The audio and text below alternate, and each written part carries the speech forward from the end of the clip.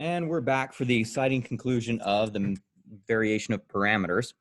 And we finally put everything together and solve for our general solution. What I want to do now is talk about the big picture here. And notice how we set up this system here with our variation of parameters. We had u1 prime e to the x plus u2 prime x e to the x equals 0. And u1 prime e to the x plus u2 prime x e to the x plus e to the x equals e to the x over x squared plus 1. So in other words, that was u1 prime times y sub 1 plus u2 prime times y sub 2 equals 0. And for the second part, we have u sub 1 prime times y1 prime plus u sub 2 prime y2 prime.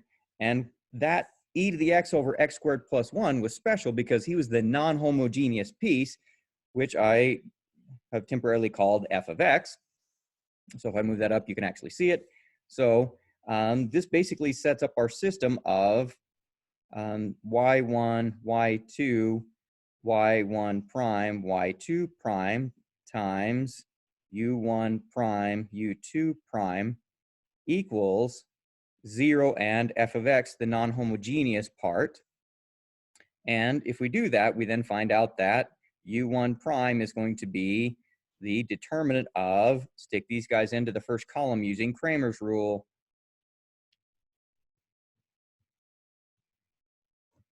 over the determinant of y1, y2, y1 prime, y2 prime. But this guy down here is the Wronskian of y1 and y2. And we'll notice that when we do this determinant, we'll get negative y1 times f of x. Okay. Similarly, u2 prime is equal to, substitute the constants in for the second column, we're going to get the determinant of y1 and y1 prime in the first column, 0 and f of x, and we still have our Wronskian down here in the denominator because of Cramer's rule. And so that leaves us with, oh, I did a boo-boo here. This is supposed to be y2 and y2 prime. So that's supposed to be a y2. There we go. That's better. Then we are left with y1 f of x over the Wronskian of y1 and y2. And to find out who u1 is, we just simply integrated with respect to x, and same thing for u2. Therefore, u1 in the method of variation of parameters is the integral of negative y2 f of x over the Wronskian of y1, y2, all times dx, and u2 is equal to the integral of y1 f of x dx, and on the bottom we still have our Wronskian of y1 and y2. Okay. Now, just as a quick review, our particular solution is u1 y1 plus u2 y2. Oh, but if you notice this, all we did was substitute in what u1 is, and we can generalize the variation of parameters method.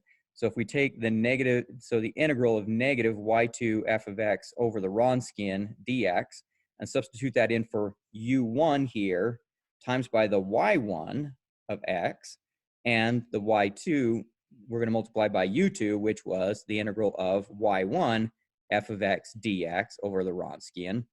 So you can see how these pieces all fit into the magic formula for doing the variation of parameters on a second order differential equation that's non-homogeneous. Okay. Hope that's made sense. And this is the big punchline right here. This is what you'll use the most. But hopefully through the last, I don't know, 35 minutes of this video, or of these videos, you've seen where this comes from. But we just use this method to solve our, for our particular solution, which we can then combine with the homogeneous complementary solution to get our general solution. And that's 5.5b, the method of variation of parameters. So go ahead and try some.